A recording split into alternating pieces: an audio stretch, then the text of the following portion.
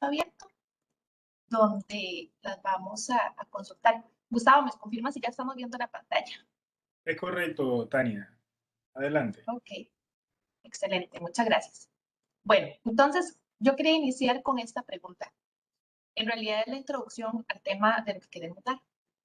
Entonces, cada uno, ahí en su lugar donde está, que piense qué es ingeniería de requerimientos. No nos tiene que responder, nada más piénselo un par de segundos y entonces lo que quiero con esta consulta es que luego se vaya respondiendo a esa pregunta correctamente. Entonces, bueno, ahí lo dejo un momentito y ya voy a pasar al tema. Entonces, ¿qué es la ingeniería de requerimientos? Bueno, la ingeniería de requerimientos es un conjunto de actividades en las cuales utilizando técnicas y herramientas se analiza un problema y se concluye con la especificación de una solución. ¿Qué pasa actualmente? En muchos lugares se cree que la ingeniería de requerimientos o cuando se habla de requerimientos o gestión de requerimientos, se va de una vez, las personas nos vamos de una vez a imaginarnos el documento, la especificación per se, ¿verdad? Pero no, para llegar a esa especificación y para poderla entregar al equipo de desarrollo, requerimos una gran cantidad de actividades, técnicas y herramientas, como lo dice esta Firmina, ¿verdad? Y este concepto, para hacerlo de la manera correcta, porque no es solamente plasmar el requerimiento y la especificación, ese documento que estamos acostumbrados a ver o a imaginarnos, sino verdaderamente ir hacia el camino correcto para lograr lo que es la solución esperada por el cliente. Ahí es donde está nuestro punto clave, ¿verdad? Siempre queremos llegar a satisfacer a nuestro cliente al 100%. Entonces, bueno, este es el concepto. Quiero que ahora en adelante lo vamos a ir como ampliando un poco más, ¿verdad? Conforme las etapas, la importancia, qué otras gestiones se hacen. Pero esta es nuestra base, decirlo de una forma. Entonces, hablando un poco de requerimientos, la ingeniería de requerimientos es la etapa más importante del proyecto. Se subestima muchas veces y no se le da la importancia o el espacio o el lugar para que se desarrolle esta etapa tan importante, ¿verdad? Que es la primera. ¿Por qué es tan importante? Porque depende del entendimiento de lo que se va a desarrollar.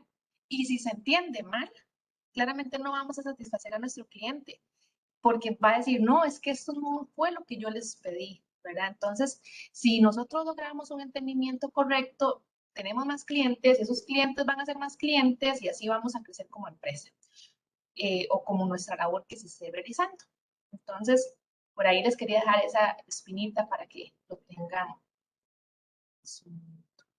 Ok, entonces, bueno, esa gráfica en realidad no voy a hacer como tanto clic en ella o a tanto detalle, pero lo que quiero que nos quede plasmado con esta gráfica es lo siguiente. Dependiendo de cómo nosotros realicemos nuestras etapas en un proyecto, llámese requerimiento, diseño, programación o desarrollo, como le quieran llamar, o pruebas, dependiendo cómo se desarrollen, así va a ser nuestro resultado. Entonces, ¿qué quiere decir? Eso es un efecto cadena, ¿verdad? Si empezamos bien, vamos a continuar bien, pero si empezamos mal, verdaderamente nuestros errores al final del proyecto pueden ser o incorregibles o ocultos. Y pocas veces se logra que sean resultados corregibles, más es lo ideal, ¿verdad? Porque claramente nosotros no estamos pretendiendo de que un proyecto siempre va a ser 100% exitoso. Hay demasiados factores que influyen en un proyecto. Pero ¿qué pasa? Si hacemos en la medida de lo posible lo mejor, la inversión para corregir algo va a ser menos. O incluso el disgusto de los clientes o de otras personas para corregirlo va a ser también con menos impacto, ¿verdad? Entonces, ¿qué es el camino ideal? Ese que estoy subrayando acá, en verde. Claramente, si empezamos con un requerimiento correcto, vamos a tener mayor probabilidad de tener diseños correctos. Por ende, programas correctos y que las funciones en la etapa de pruebas sean correctas. Pero si empezamos con requerimientos erróneos, ¿verdad? Sí tenemos ahí mucho más probabilidad de lo que les comentaba, de tener un producto que tenga errores incorregibles o errores ocultos. Como les digo ahí, este gráfico, digamos, verdaderamente da mucho detalle de lo que puede suceder, Pero eso es como para dejarle las espinitas, decir, ok, la idea es empezar con una buena etapa de requerimientos. ¿Cómo se logra esto? Con ingeniería de requerimientos. Tania, antes de pasar ese Sí, slide, quería bueno, comentarte que me parece muy claro lo que menciona y también que no se vale a veces que decimos los informáticos, lo arreglamos y lo vemos después. O cuando lleguemos a ese puente lo cruzamos. Aquí como que no aplica, ¿no? no, de hecho, si se hiciera así, esto haría mucho más el impacto que lleva a arreglar esas cosas, ¿verdad? Porque si se hace en el momento, todavía hay mucho más plan de acción para todos los equipos. ¿Alguna Desde pruebas, para levantar sus pruebas, desde desarrollo, porque tal vez todavía no ha entrado en sus manos, ¿verdad? Y no tienen que volver a hacer de trabajo. Muchas cosas pueden, muchos factores, digamos, pueden ayudar a que el impacto sea menor si se corrige en el momento oportuno. Tania, este slide ha levantado preguntas realmente en el chat y una de ellas es cómo hacer un correcto levantamiento de requerimientos cuando el cliente no sabe lo que quiere o no se involucra mucho. Creo que vas a hablar de eso más adelante, ¿no? Sí, qué dicha. No la voy a responder en este momento para ampliarla y lo que podemos hacer es un doble check si con lo que hemos visto se responde, si les parece. Si la persona que lo hizo, Perfecto. lo podemos aclarar ahí. No quiero como adelantarme para ya no dar toda la presentación. Ok, excelente. Entonces, bueno, voy a pasar. Según las estadísticas, ¿verdad? El 60% de los errores de diseño se originan durante las etapas de requerimiento y análisis. Eso es verdaderamente alto. ¿Por qué? Porque no se hace esa buena praxis de requerimientos. Se da mucho la mala praxis o lo que les comentaba. No se le da lugar a la ingeniería de requerimientos. Entonces, ¿qué es lo que se espera? Bajar este porcentaje. No es que vamos a pretender bajarlo al 100. Como les digo, no hay proyectos 100% exitosos. Siempre hay algo que tiene que ajustarse, revisarse, y para eso estamos justamente todos los roles que estamos involucrados en un desarrollo de un proyecto, ya sea desarrolladores, QA, los líderes técnicos, el mismo cliente, ¿verdad? Entonces, lo que se busca es siempre bajarlo y siempre bajarlo lo más que se pueda. Cada vez que se hizo un proyecto, hacer retrospectiva, ¿cómo podemos mejorar para el siguiente proyecto? Pero bueno, si no tenemos una buena ingeniería de requerimientos, ese porcentaje de error en un proyecto es muy alto. Entonces, justamente eso es lo que estamos buscando, ¿verdad? Cuando ya se implementa lo que es ingeniería de requerimientos. Ok, entonces esa filmina, no sé si la han visto en las universidades. Yo sí la he visto bastante, pero es muy representativa, verdaderamente. Los requerimientos tienen su etapa de diseño, por decirlo así, su etapa de plasmar qué es lo que se quiere. ¿Qué es lo que pasa muchas veces? Incluso aquí va un poquito lo que estaba preguntando ese compañero o compañera, que decía, como lo explicó el cliente, no muchas veces se cumple lo que se da, ¿verdad? Y que a veces se entregan cosas erróneas. Entonces, hay muchos participantes que tenemos que interpretan, porque es mucho tema de interpretación, diferentes soluciones, por decirlo así, se interpreta totalmente diferente. Entonces, el cliente lo pudo haber explicado de otra cosa, ¿verdad? De una forma, como por ejemplo esta, ¿verdad? Es un columpio, pero con tres tablitas, lo cual es medio complicado para columpiarse, parece ser, pero él dio la idea del columpio. Luego, el líder del proyecto lo entendió de la siguiente manera. Creo que así está muy complicado para columpiarse, pero él entendió el concepto de la tablita, las cuerdas y el árbol, pero de esta forma. ¿Cómo se diseñó? Se diseñó de esta forma, ¿verdad? Como quien dice, bueno, sí, eso se tiene que columpiar, pero entonces partamos acá. ¿Cómo se dibujó? ¿Verdad? Muchas veces tenemos un dibujo, un prototipo o algo donde se plasma qué es lo que se desea. Como el consultor lo describió, siempre los consultores, y eso es algo muy, muy importante, porque lo ponen muy bonito y muy detallado, pero muchas veces no es factible, incluso a veces hacer las cosas que algún consultor que tal vez no tenga todos los conocimientos técnicos de lo que se quiere hacer, se logre. Lo que se documentó. Aquí ese es el cuadrito más importante, esta imagen es la más importante para ingeniería de requerimientos. Como no se le da lugar a ingeniería de requerimientos, no se documenta nada. Entonces, no hay un respaldo para decir, sí, pero es que recuerden que lo que el cliente había pedido fue eso y eso. porque no se cuenta con documentación. Esa es la primordial importancia, digamos, la primordial importancia que tiene ingeniería de requerimientos. Bueno, lo que se instaló, al final se instaló solamente la cuerda en el árbol que no sirve para lo que se ocupaba. Posiblemente sirva para otra cosa, para nada más ponerla a correr, pero no era lo que el cliente necesitaba. Lo que el cliente termina pagando, una montaña rusa. Cuando un proyecto empieza a tener tantos fallos y tantos malos entendidos, al final el proyecto se extiende en tiempo, en costos, en recursos, entonces esto hace que verdaderamente el costo del proyecto sea gigante. Y ahí es donde todavía hay más disgusto por el cliente. ¿Por qué? Porque se le entregó algo, por ejemplo acá, que no era lo que él verdaderamente decía y terminó pagando mucho. Entonces las expectativas no se cumplen. Lo que cubre la garantía, eso también es todo un tema, ¿verdad? Porque como no se construyó lo correcto, entonces la garantía al final no va a cubrir mayor cosa. Y esta última es lo que realmente necesitaba el cliente. Un columpio, pero con una llanta.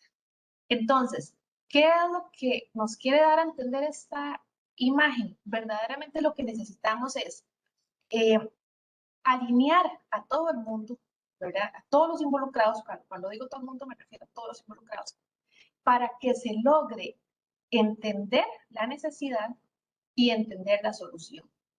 De una forma que todo el mundo esté alineado, van a hablar el mismo idioma, todo el mundo va a ir bajo el mismo rumbo y entonces vamos a tener un entregable que verdaderamente era lo que se necesita. Entonces, por acá va esta imagen, ahí se las dejo por si no la han visto, así como muy alto nivel para que la conozcan, pero es muy verdadera. No es solamente una imagen que creemos que es animada, sino que sí sucede mucho en los proyectos. Ok, bueno, entonces ahora, después de esa introducción que hicimos de las etapas de la ingeniería de requerimientos, quiero comentarles, perdón, de la ingeniería de requerimientos, quiero comentarles de las etapas en sí de la ingeniería de requerimientos. Entonces, ¿cuáles son las etapas que tenemos? Tenemos la deducción, o llámese también con otro nombre como extracción. Tenemos el análisis, la especificación y la validación. Ahorita vamos a hacer un doble clic en cada una de ellas, más que todo en sus técnicas y herramientas, porque el espacio no es para profundizar tanto acá, este webinar, que es como dejarles la idea de lo que es ingeniería de requerimientos, pero sí quería comentarles algo. En estas dos etapas de la deducción y el análisis, es donde en algunos casos nosotros desarrollamos un Inception. Y un Inception es un taller donde involucra a todos los interesados para verdaderamente llegar y decir qué es lo que necesitamos. ¿Por qué en la imagen anterior se ven tantos diferentes puntos de vista? Porque a veces se tiene una sesión con un líder técnico por aparte, otra sesión con el consultor por aparte, otra con el arquitecto por aparte y otra con el cliente por aparte. Entonces, como todos están separados, ¿verdad? No se da como esa oportunidad para decir, alineémonos como equipo, qué es nuestro problema y qué es lo que necesitamos resolver. Entonces, bueno, en algunos casos, como les decía, cuando es más que todo proyectos con metodologías ágiles, proyectos de desarrollo, logramos hacer un Inception para atender ese taller y alinearnos todos, pero si no, igual, si no se tiene, ¿verdad? Como les decía, si es un proyecto cascada o cualquier otro tipo de proyecto, esas etapas, una por una, nos va a ayudar a lograr el objetivo de lo que se espera por la ingeniería de requerimientos. Tania, entonces, bueno, sí. Una pregunta en ese sentido para los estudiantes que nos acompañan y profesionales que nos acompañan en esta sesión y es, ¿cómo haces en el Inception si tienes diferentes perfiles? Es decir, tanto los gerentes como los supervisores como los usuarios finales forman parte de ese Inception o son sesiones por separada. No, de hecho es un taller donde se invitan a todos, hasta incluso calidad, líder técnico, el cliente, hasta usuarios expertos en el producto, ¿verdad? Lo que se quiere hacer, gerentes, los que van a costear el proyecto, todos juntos. De hecho, es un taller como muy tradicional, por decirlo así, donde se ponen papeles periódicos, se ponen post-its, ¿verdad? Y todo lo que conlleve para lograr entonces que se pueda plasmar y todos alinearse. con esa necesidad. Pero sí se invitan a todos, Gustavo, completamente. Perfecto, gracias. Ok, entonces ahora vamos a ver cada una de esas etapas, principalmente, como les decía, con sus técnicas, ¿verdad? ¿Qué es lo que se tiene que llevar a cabo para lograr ir finalizando cada una de ellas de la forma correcta? Entonces, la primera que tenemos es la educción. Con la educción tenemos entrevistas, tormentas de ideas, mapas conceptuales y cuestionarios. Aquí lo que ocupamos es extraer toda la información que tenga el cliente en su mente, ¿verdad? ¿Por qué? Porque también muchas veces hay momentos en el que el cliente no se logra expresar, como decía nuestro compañero ahí en la consulta o compañera. Entonces, justamente eso es lo que se busca, ¿verdad? Mediante entrevistas, ir al sitio, ir a hablar con los usuarios, para uno como ingeniero de requerimientos entender qué es lo que se necesita, ¿verdad? Y ir escuchando cuál es la necesidad, sí, así. Luego de la deducción, como les presentaba, tenemos el análisis. Entonces, con el análisis, lo que vamos a hacer es, ahora sí, tomamos esa información y la procesamos. ¿Qué quiere decir con procesarla? Se realiza un modelado, un reconocimiento del problema. Ahora sí, bueno, es que resulta que el cliente me estuvo diciendo que él lo que ocupaba era X y Y, pero yo entendiendo el problema como analista que soy, digo, no, es que X y Y no llega a solucionar, esa solución, digamos, no llega a solucionar el problema que tiene ese cliente. Él debería tener Y y Z para lograr resolver y tener un producto verdaderamente valioso. Entonces, acá en el análisis, ¿verdad? Eso es justamente lo que se hace y se hace también una evaluación y síntesis.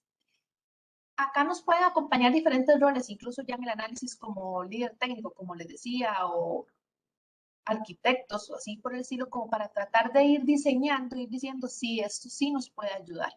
Más que todo cuando hay mucho tema de cantidades de datos o que involucre muchas plataformas o involucre muchas integraciones entre un sistema u otro. Por ahí es donde se requiere también a veces apoyo para lograr un correcto análisis. En el análisis de los requerimientos, muchas veces se tiene que valorar qué tipo de requerimientos es el que nos están pidiendo, ¿verdad? Y hay dos tipos de requerimientos. Tenemos los funcionales y los no funcionales. Los funcionales, imagínense que son los que uno como usuario generalmente interactúa, ¿verdad? Con el sistema. Entonces, y son esas funcionalidades que el sistema es capaz de realizar. Entonces, por ejemplo, si yo voy y me registro y le doy en una plataforma, ¿verdad? Que necesito registrarme para poder ingresar y ser usuaria. Entonces, yo llego y me registro y le doy registrar al final, que verdaderamente yo diga, sí, ya soy miembro de esa plataforma. Un ejemplo, ¿verdad? Entonces, describe las transformaciones que el sistema realiza sobre las entradas para producir salidas. ¿Cuál sería la entrada? En este ejemplo que les estaba poniendo, mis datos. ¿Y cuál es la salida? Que ya soy usuaria y miembro, ¿verdad? De esa plataforma. Ahora, hay otros tipos de requerimientos, que son los no funcionales. Esos tienen que ver de una u otra forma con los límites del sistema, por decirlo así. Como por ejemplo, acá tenemos rendimiento, interfaces, fiabilidad, mantenimientos, seguridad u otros. ¿Por qué quiero mencionar y dejé una filmina solamente para esos tipos de requerimientos? Los no funcionales a veces son olvidados y son tan importantes como los funcionales. ¿Qué pasa? Por ejemplo, si hay una gran cantidad de usuarios conectados, el sistema se cae. Entonces, no, la idea a nivel de rendimiento es que pueda soportar tantas personas o que un tiempo de respuesta no sea 5 minutos y uno quedándose ahí esperando por una respuesta de un sistema. No, verdaderamente es, ok, queremos que el tiempo de respuesta sea de 5 segundos máximo, ¿verdad? Cuando están con N cantidad de usuarios, 1000 usuarios, un ejemplo, ¿verdad? Para ponerlo plasmado ahí. Pero entonces, esos son tan importantes por eso, porque si no se toman en cuenta, nuestro sistema se va a estar cayendo. Otro de los muy importantes en los no funcionales es la seguridad. Si no le ponemos seguridad a nuestro sistema, va a ser vulnerable, nos los van a robar nuestros datos, nuestros clientes no lo van a querer usar y acá también se le deja ese protagonismo que no debería ser. Entonces, en los mismos requerimientos se debería indicar las pautas, ¿verdad? O incluso al inicio también del proyecto, cuáles van a ser esos requerimientos no funcionales. Y esto se realiza mediante el análisis. ¿Por qué? Porque en el análisis podemos visualizar qué plataformas vamos a usar, qué tecnología, cuánto soporta, cuánto se está pretendiendo pagar a nivel de licencias y ese tipo de datos. Ok, Tania, vamos con esa tercera. Sí, dime. ahora con la pandemia han salido muchos sistemas y uno de los problemas que nos hemos encontrado repetidamente en países es que la plataforma cuando la usan múltiples usuarios se cae, como tú mencionas, ¿no? O se queda congelada. Entendería entonces que eso fue falta de un requerimiento no funcional, ¿no? Que probablemente Sí, soportara ese número de usuarios. y probablemente también pruebas. Haber pensado tal vez en un mínimo producto viable de decir, bueno, nuestro foco de usuarios que queremos que se unan a la plataforma sean 10, pero resulta que por la pandemia se están uniendo 500 personas. Entonces ahí es incluso, tal vez se hicieron, Gustavo, o tal vez no se hicieron, pero si se hicieron, reformularlos.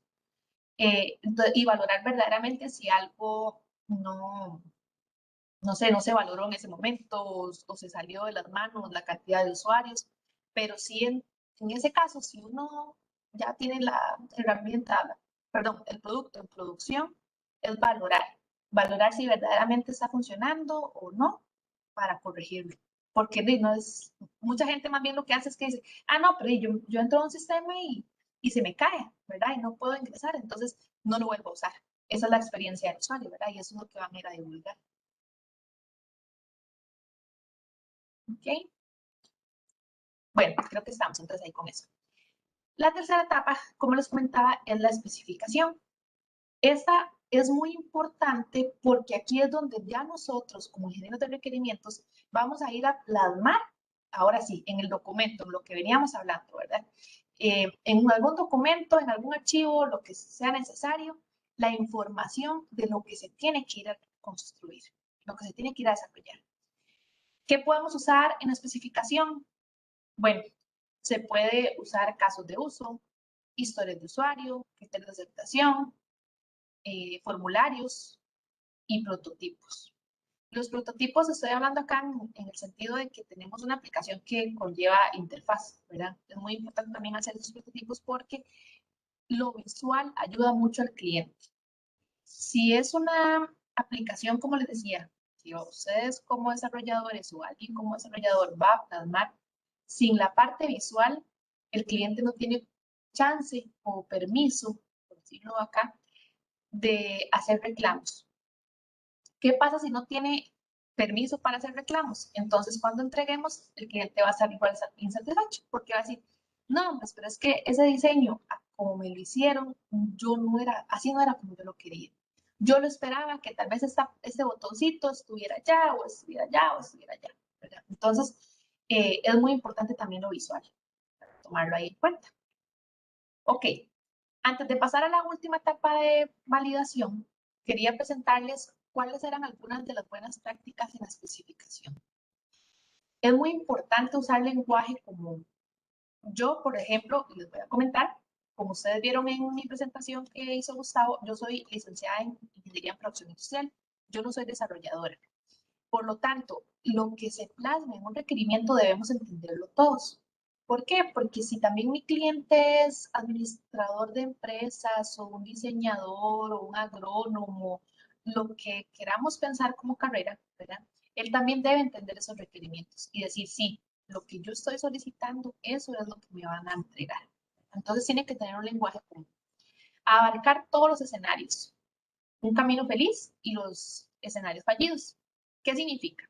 Si nosotros levantamos un requerimiento y solamente vamos a pensar que toda la aplicación va a tener un flujo exitoso, que es lo ideal, qué bien, pero existen muchos factores que nos van a hacer decaer ese camino feliz, como por ejemplo se cayó un servidor, se desconectó la base de datos, se fue el internet, ¿verdad? Hay muchas cosas. Entonces, ocupamos también abarcar esos escenarios de qué pasaría si yo estoy haciendo una consulta y se me desconectó la base de datos. Entonces, bueno, mostrar tal vez un mensaje de error que diga, no, intente nuevamente más tarde porque hemos tenido un fallo en la consulta en su consulta, digamos, realizada, una cosa así por el estilo.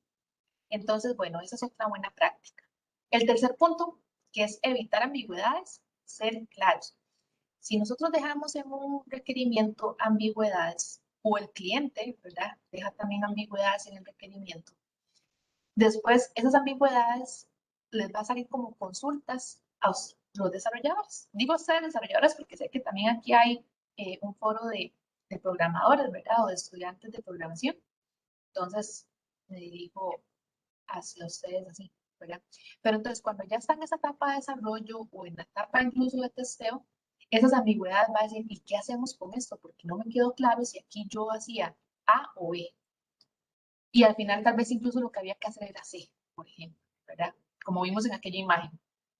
Como había tanta ambigüedad, porque ni siquiera había documentación, entonces se hace de diferentes formas. O se piensa, se interpreta de diferentes formas. Ok, es importante también plasmar las condiciones que el producto debe cumplir en una especificación. ¿A qué nos referimos con esas condiciones? Por ejemplo, llegar y decir, bueno, yo necesito que si de aquí, desde esta página en la que yo estoy, yo le doy atrás, debe suceder tal cosa.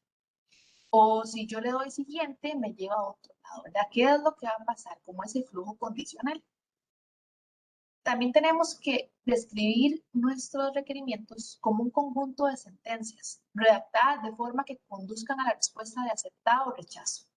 Voy a seguir con ese ejemplo de que hay un botoncito de atrás y un botoncito de siguiente. Yo debería poner, bueno, si el usuario selecciona la opción de atrás, deberá dirigirlo a la pantalla del listado de tal cosa. Entonces, ¿qué va a hacer? Incluso ustedes como desarrolladores o las personas como calidad, los roles como calidad, dirían, bueno, si yo le doy atrás, ¿va a ese listado? No, me lleva a un detalle que no debería ir. Bueno, entonces eso se rechaza, esto no está cumpliendo. Esto le da mucho mayor visión incluso al cliente, al desarrollador, al líder técnico y a calidad para que haya esa alineación. Y bueno, como les decía, ¿ves? Eso está muy en conjunto, esos dos puntos. Lo ideal es que también se escriban como casos de prueba, porque al final un requerimiento lo que va a hacer es que va a hacer el insumo para desarrollo y va a ser el insumo para calidad. Si tenemos todos estos roles, por decirlo así, en una empresa, ¿verdad? O en un proyecto, puede ser que a veces hay personas que son multitask, que son desarrollo, calidad, ¿verdad? Hay muchos escenarios, así como hay muchos tipos de empresas, pero verdaderamente es como lo ideal. Aquí yo tengo plasmado una imagencita, ¿verdad? Es un tipo de requerimiento. Como les mostré en la filmina anterior, hay casas de uso, historia de usuario, podemos tener formularios, lo que se requiera, ¿verdad? Esta es una historia de usuario que se usa para las metodologías ágiles. Entonces, bueno, no voy a entrar mucho doble clic en ella, pero es importante acá mencionar que tiene qué tipo de requerimiento es, el ID de la historia de usuario o si hay alguna historia de usuario relacionada. Por eso es que estoy diciendo ahí historia de usuario, ¿verdad? Pero podemos hablarlo como a nivel general, requerimiento. Y en esa relación de requerimiento, ahí es donde incluso tratamos de hacer un poco de la trazabilidad. Los requerimientos deben de ser trazables. ¿Qué pasa? Si yo llego y levanto un requerimiento, yo necesito saber si estoy haciendo una mejora de otro requerimiento o bien si lo que estoy levantando me interfiere en otros. Porque tal vez a veces se está haciendo algún ajuste, ¿verdad? Y entonces en ese ajuste del requerimiento me va y me impacta a la pantalla Z y a la pantalla W. Entonces, con un modelo de trazabilidad yo puedo decir, bueno, como yo cambié aquí unos campos, esos campos también tienen que ir a cambiar a esas otras dos pantallas. Entonces voy a levantar también esos requerimientos porque ahora tengo que ajustar. Un ejemplo, ¿verdad? Y bueno, eso era lo que quería como mencionar más que toda esta plantilla. Luego tenemos una prioridad, el yo como, deseo y el para, que es donde se plasma, donde se escribe a alto nivel la necesidad, ¿verdad? ¿Qué es lo que se quiere? Y en criterio de aceptación se especifica verdaderamente qué es lo que se quiere realizar, donde ya importa mucho que se cumplan esas buenas prácticas. es como lo más importante por ahí. Entonces, bueno, se las dejo ahí nada más para que la vean. Ahora las vamos a usar en un ejercicio si todo nos sale bien, para que lo veamos. Ok.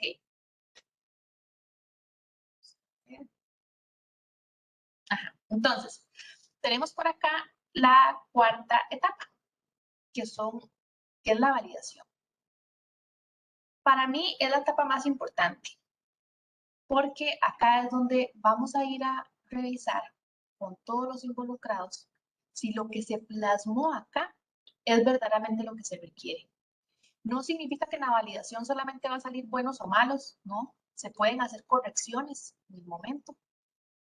Se puede revisar, decir, no, mira, pues que al final yo creo que esto no lo vamos a poder hacer, mejor corrijámoslo, entonces no importa, estamos a tiempo, pero estamos en esa validación de decir, esto es verdaderamente lo que se quiere y verdaderamente cumple con nuestra necesidad y verdaderamente soluciona nuestro problema, ¿verdad?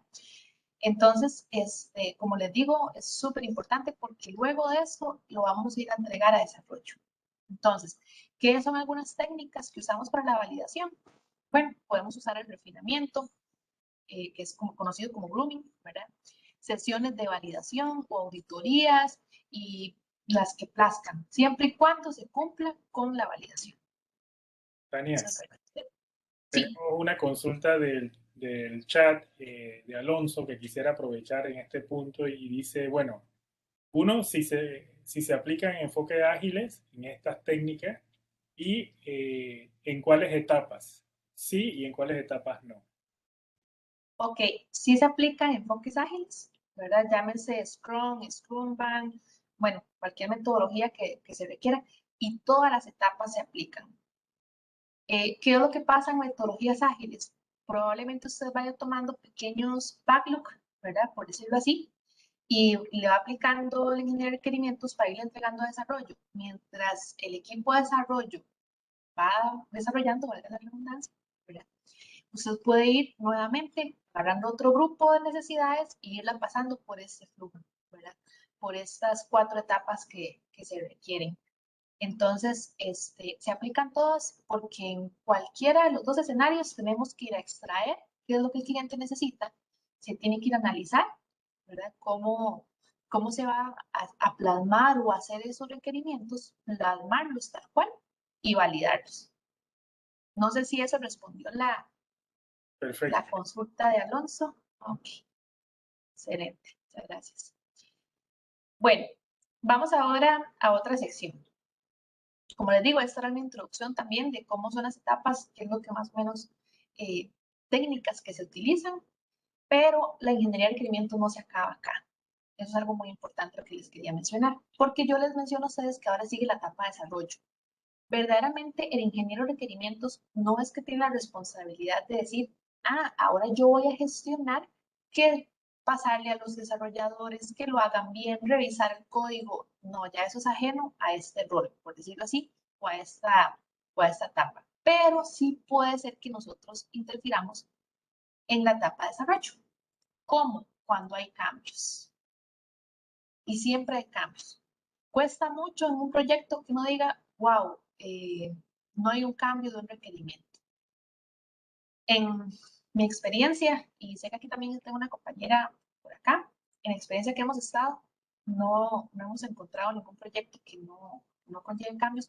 ¿Por qué? Porque hay muchos factores como el negocio, factibilidades técnicas, algún fallo en la interpretación, alguna mala praxis en el requerimiento o en la etapa de ingeniería de requerimiento, ¿verdad? Entonces, todos pueden ser factores que nos digan o nos conlleven a un cambio. Simplemente que el cliente también puede ser que no estaba 100% claro y se lo pensó que sí y en la validación digo, sí, estoy claro, pero puede ser que no. Entonces, a nivel de cambios, lo único que les quiero presentar es esta filmina, pero es un procesito, ¿verdad? Por decirlo así. Entonces, se los voy a ir comentando, a traer acá el mouse, para irles explicando cómo es que podría ser una buena gestión de cambios. Claramente, eso está muy adaptado tal vez a lo que yo he participado, cómo lo hemos manejado, pero cada empresa puede tener sus características que esto pueda cambiar, ¿verdad? Y así como todas las prácticas que se desarrollan, ¿verdad? Pero entonces eso es como una guía de cómo podría ser. Entonces, ¿cómo inicia el proceso? El proceso, perdón, inicia con una solicitud del cambio. ¿De quién? Puede ser del cliente, puede ser del desarrollador, puede ser de, no sé, un QA, un usuario experto de la herramienta, muchos roles, ¿verdad? Pueden interferir acá. Entonces, solicitan el cambio. Luego de que se solicita, ahí es donde entra el ingeniero de requerimientos a hacer un análisis de ese cambio. ¿Qué puede pasar acá? Bueno, se analiza y se lleva con el cliente o con ese rol de decisor, ¿verdad? Generalmente siempre tenemos un rol que tiene ese poder de decisión para llegar y decir, sí, se puede aprobar o no, que ahí también lo puede aprobar incluso el ingeniero de requerimientos, decir, sí, claro, eso sí es un cambio. Ok, entonces hay 2 vías en esa aprobación, ya sea que sí se apruebe o bien que no se apruebe. Si no se aprueba, se comunica. Siempre es muy bueno comunicar y ser muy abiertos en el tema. Por ejemplo, no se va a aprobar el cambio. No dejar esperando al líder técnico, un ejemplo que fue el que lo había solicitado, de llegar y decir, sí, tal vez él se quedó y, bueno, seguro un día se le entregan el cambio. No, lo correcto es ir decir, no, líder técnico, mire, por esta y esta y esta razón no se logró aprobar el cambio solicitado. Ahora bien, si sí se aprueba el cambio, ¿verdad? Hay una valoración que se tiene que hacer, que es si el requerimiento está en etapa de desarrollo o si el requerimiento incluso ya fue entregado, o sea, ya esa funcionalidad ya se subió y se había dado, en teoría, por finalizada. ¿Por qué no estoy poniendo el escenario de que el requerimiento está en una etapa previa a las etapas que vimos, perdón ahí por la redundancia, a las etapas que vimos anteriormente? Porque ahí estamos en la especificación y ahí no se contabilizan los cambios. Ahí estamos justamente en esa etapa de decir, voy a plasmar el requerimiento. Hasta después de la validación es que aplica para nosotros un cambio. Entonces, ¿qué puede pasar? Bueno, si el requerimiento ya se había entregado, decirlo así, entonces debemos levantar una mejora. Aquí la pregunta la estoy haciendo diferente, ¿verdad? Yo la plasmé aquí en el diagrama como requerimiento en proceso de desarrollo. O sea, si sí, se aplica el cambio. Si no está en el proceso de desarrollo, significa que ya finalizó. Entonces se levanta una mejora. Esa mejora va a ser un requerimiento nuevo, ¿verdad? Que va a ir a correr todo el flujo nuevamente. ¿Por qué? Porque tiene que otra vez especificarse, tiene que validarse que esa mejora está bien y pasar otra vez al equipo de desarrollo. Ahora, si el requerimiento está en desarrollo, entonces ahí sí se puede ir a editar esa especificación, aplicar el cambio. Se comunica el cambio a los involucrados, por ejemplo, en el escenario anterior que yo les comentaba, puede ser que el líder técnico era el que lo había solicitado, pero no solo al líder técnico se le va a comunicar, se le comunica al cliente, al líder técnico, a los desarrolladores, a calidad y a demás personas, ¿verdad?, que se involucran. Es decir, sí, ya se hizo el cambio y va a quedar de tal manera. Y entonces, siendo de esta forma, se continúa con el desarrollo, pero ya ahora con el desarrollo, aplicando ese cambio que se solicitó, ¿verdad? Entonces, como les digo, y quería hacer énfasis acá, esto es parte de la ingeniería de requerimientos.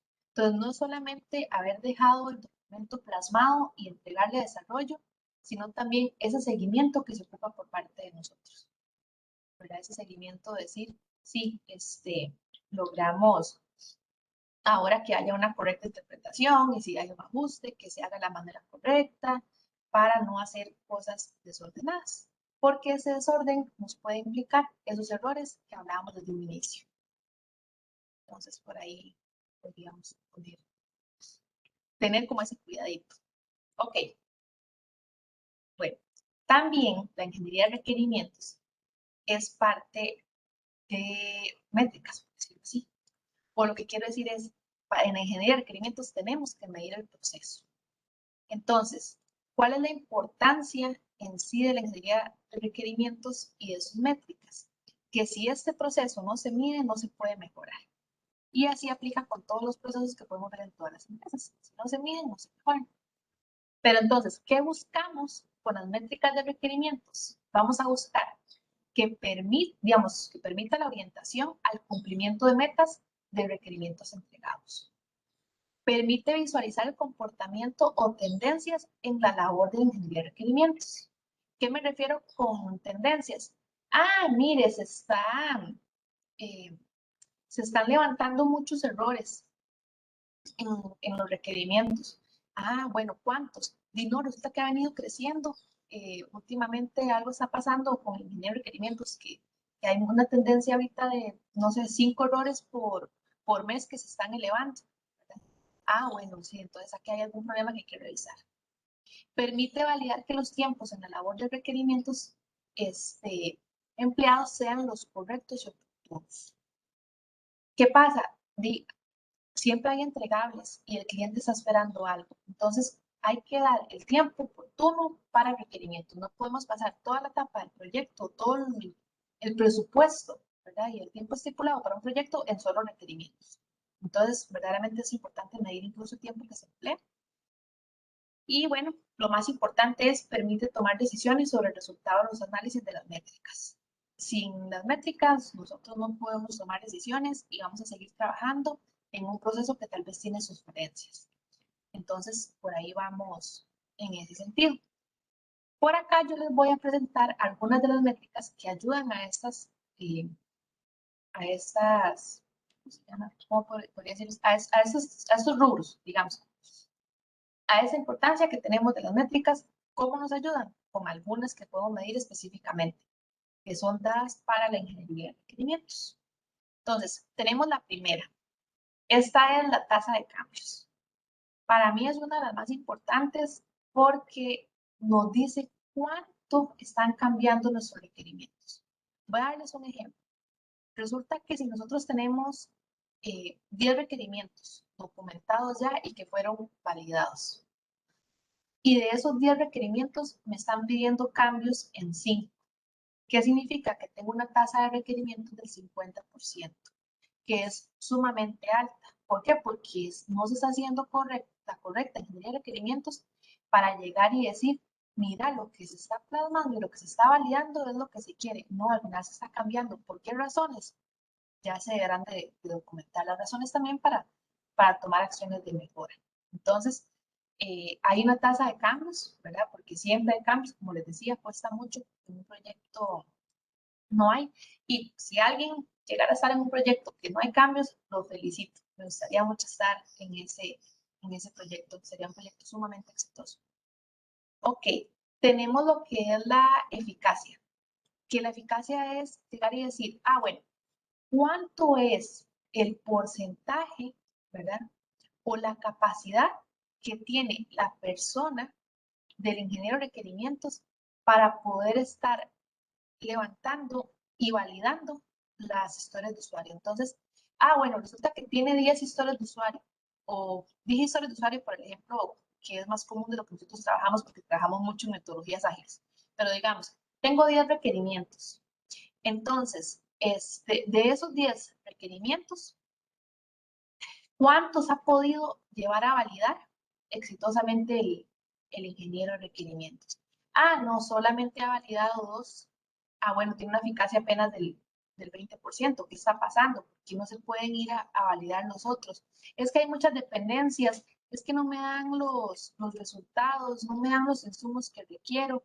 Bueno, entonces lo ideal ahí, por decirlo de una forma, es interfiramos todos, ¿verdad? Involucrémonos para poder sacar adelante esos requerimientos y que se puedan entregar a desarrollo.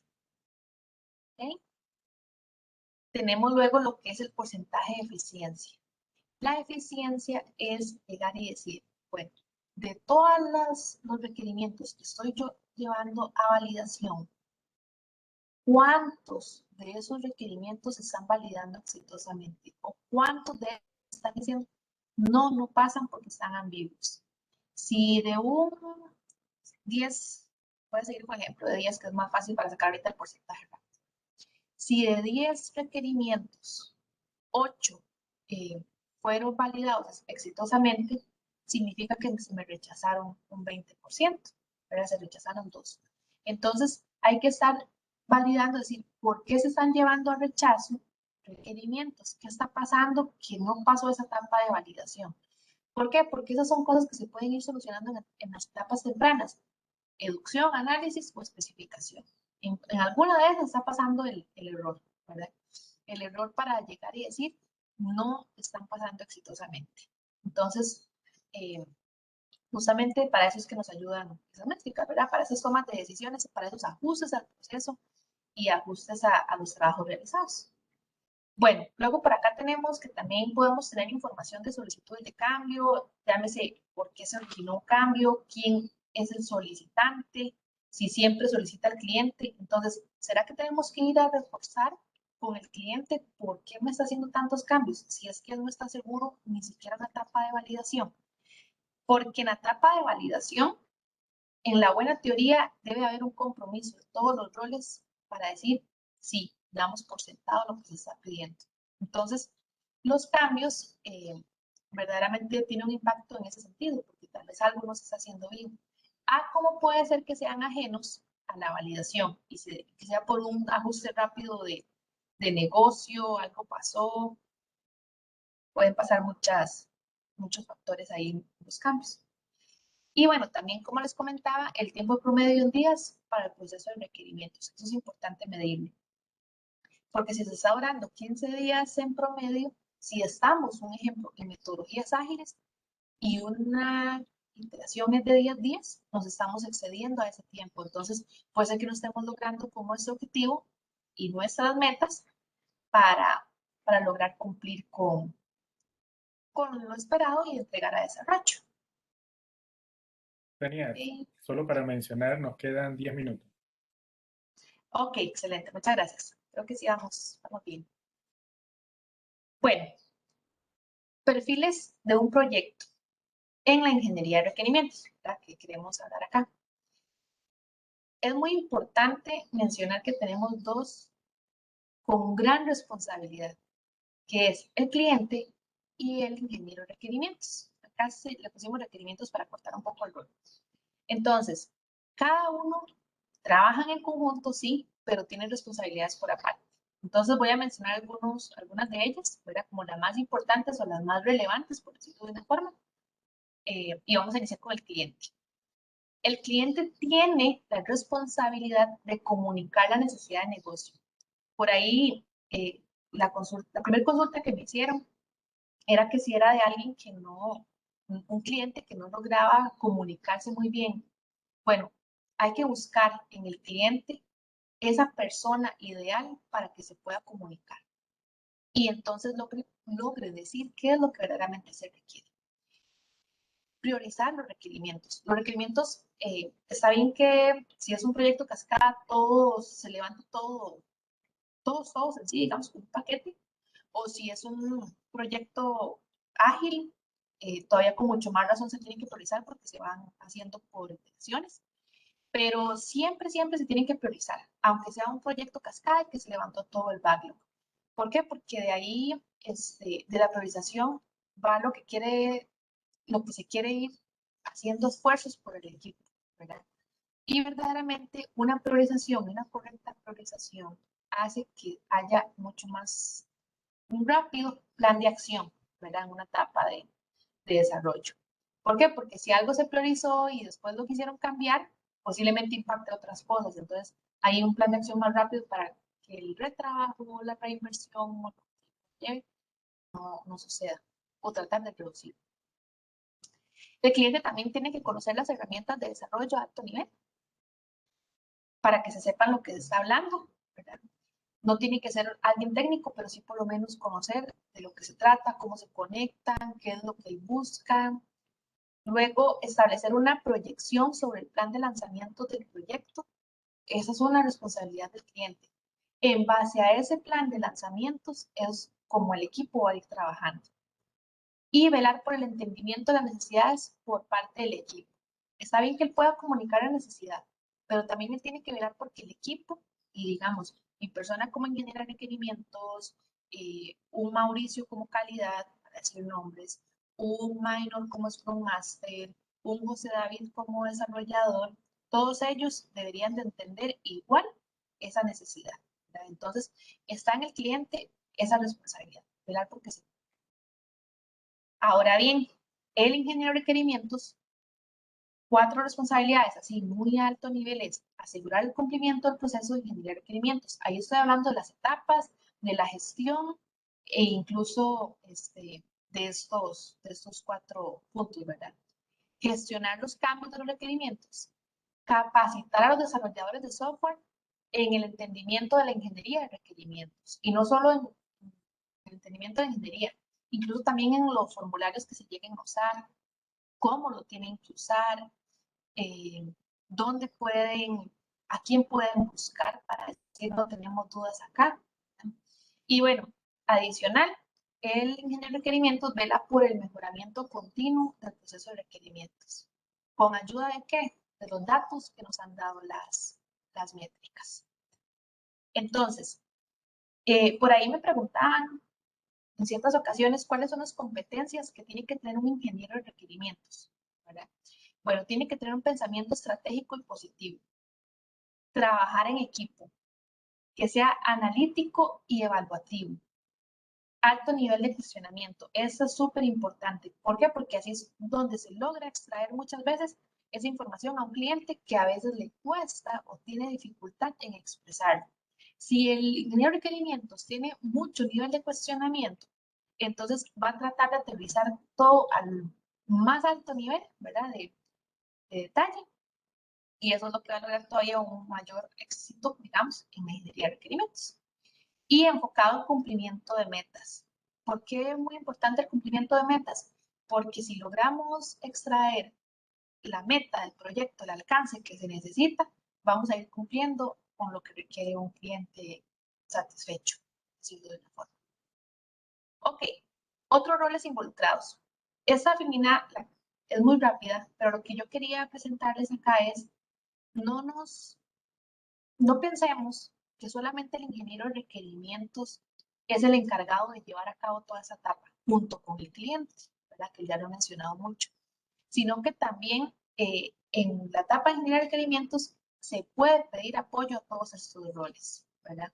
Al de calidad, al líder técnico, al arquitecto, en diseños principalmente, el líder técnico en factibilidades, el project manager en tiempos, decir, bueno, sí, vamos a ver si hay un tiempo para cumplir con esto, en product manager, ¿verdad? En esa gestión del producto en sí, o los dueños del producto, que llámese también clientes o como representante del cliente. ¿Verdad? Entonces, todos estos roles pueden ser que también interfieran, así como dependiendo la característica de un proyecto, me está haciendo falta algún rol acá.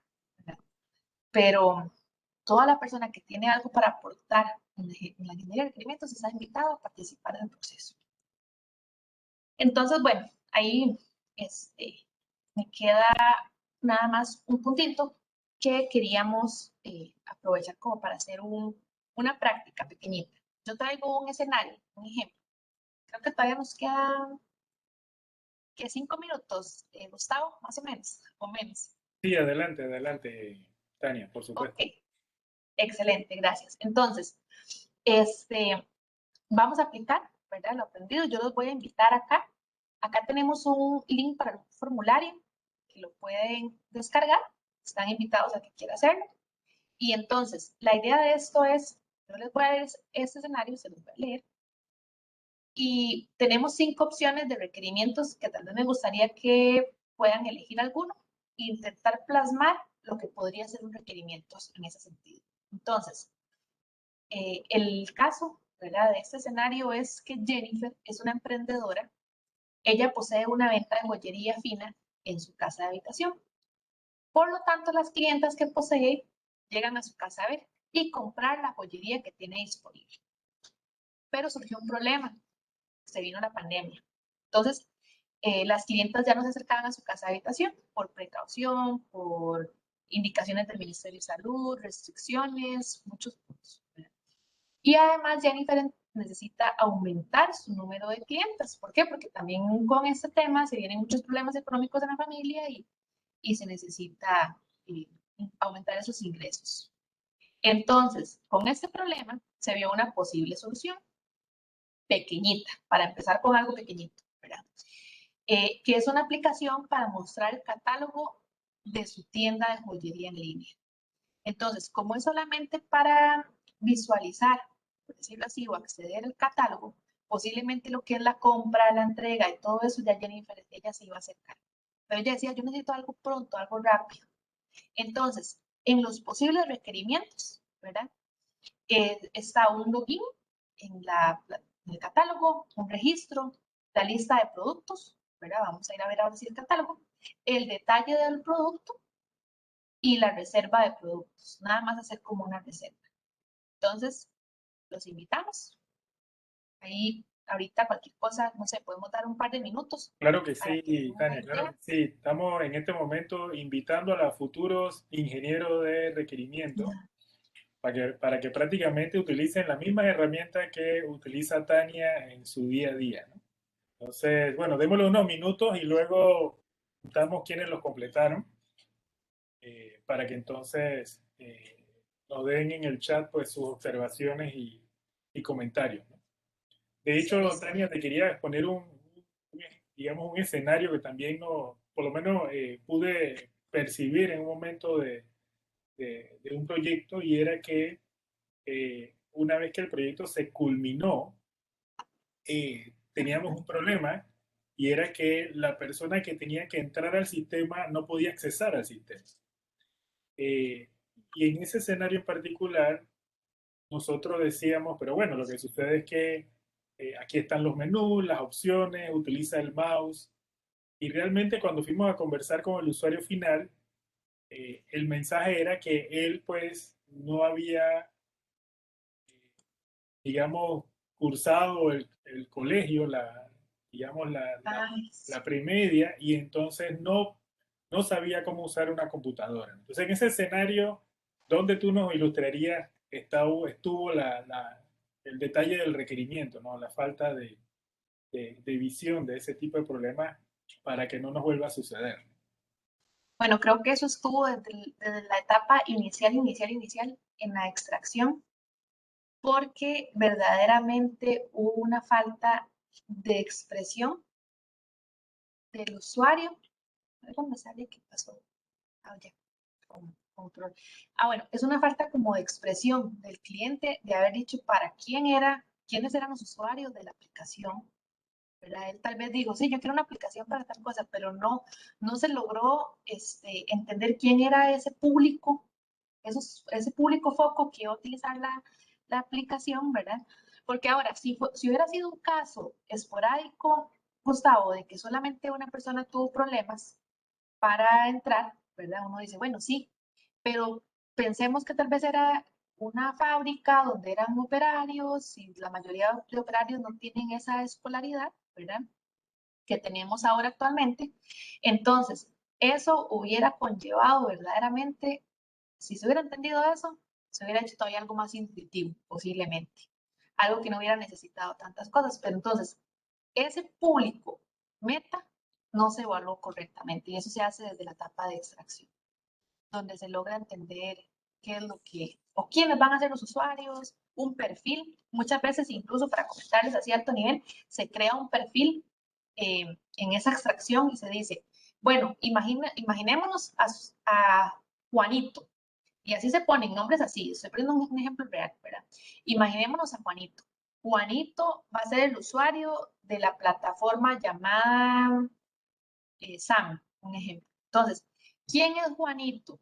Ah, bueno, Juanito es un adulto de 50 años, eh, estudió hasta la escuela, no sabe leer muy bien, y así. Entonces se hace ese perfil que entonces uno dice, ah, bueno, tenemos gente adulto mayor o tenemos un Juanito, otro escenario de Juanito, digamos, que tal vez tiene maestrías, trabajan en empresas bilingües, entonces se puede incluso hasta meter el idioma inglés, ese tipo de cosas. Entonces, ese perfil es súper importante entenderlo. Y Claro. se hace en la primera etapa. Ajá. Perfecto, perfecto. Bueno, ya para ir terminando, yo sí quisiera aprovechar que tenemos a los participantes en línea y que le demos un fuerte aplauso digital, como se hace ahora a nuestra panelista de hoy. Así que Sí, muchas gracias, Tania, por tu tiempo, por esas informaciones que nos has compartido. Y bueno, ahí tengo varias manitos de la audiencia. De igual forma, yo sé que nos acompaña inclusive algunos profesores de Costa Rica. Voy a preguntar si todavía los tenemos por acá.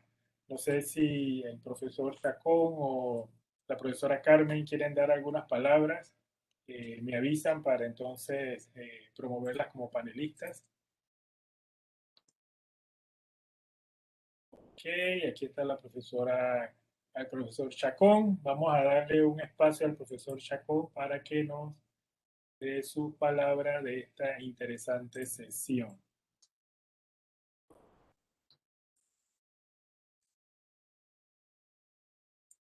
Ok, Chacón.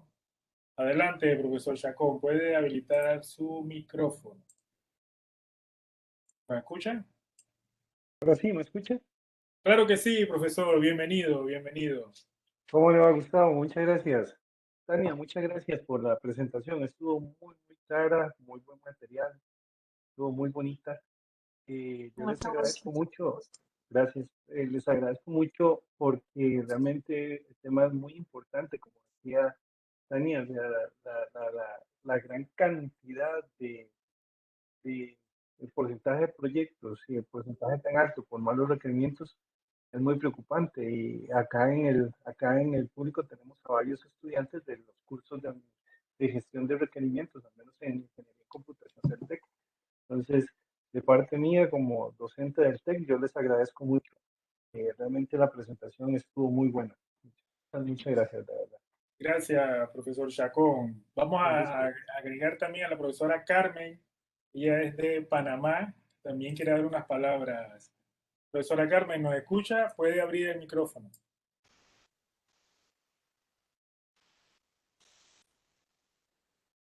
Hola, Sí, le escuchamos, profesora. Adelante. buenas tardes. Muchas gracias, Gustavo. Muchas gracias, Tania, por pienso yo, esta clínica tan precisa, justamente en estos momentos, ¿verdad? En donde lo que requerimos eh, tenemos, queremos buenos software o excelentes software, pero ciertamente perdemos de vista lo que tú nos acabas de ilustrar, perdón, que es precisamente la génesis, el requerimiento, la técnica, la ingeniería de cómo hacer un buen requerimiento. La verdad que te agradezco un millón porque en verdad ha sido una clase bien precisa, bien clara. Sobre todo porque nos